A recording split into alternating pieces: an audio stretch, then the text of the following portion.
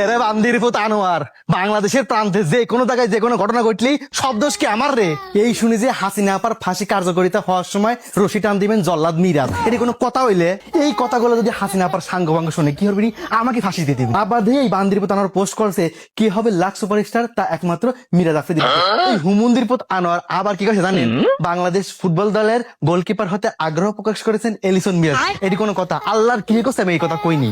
এরে বান্দির পুত আনোয়ার, তোর কি একবারও সহি পড়ে না? আমি যে সুলিসিয়াসের এত সুন্দর সুন্দর স্নিকার গুলা পরি, এগুলাকে নিয়ে নিউজ করতে পারিস না? এই যে আজকে 50% অফারে 6টা স্নিকার নিয়ে নিলাম। ক্যামেরা গেলি আয় আনোয়ার টিভি, দেখ তাড়াতাড়ি নিউজ করবি। এই নিউজ যদি না করেছিস তোর পেজ কপিরাইট স্ট্রাইক মেরে উড়াই দেবো না। স্যার স্নিকার্স তো নিলেন, অ্যাড্রেসটা তো বললেন না। ও আল্লাহ, অ্যাড্রেস করতে তো ভুলেই গেছি। Jamuna future park level 3 south court shop number 3C12A। তাড়াতাড়ি চলে আসেন, আর দেরি করেন না।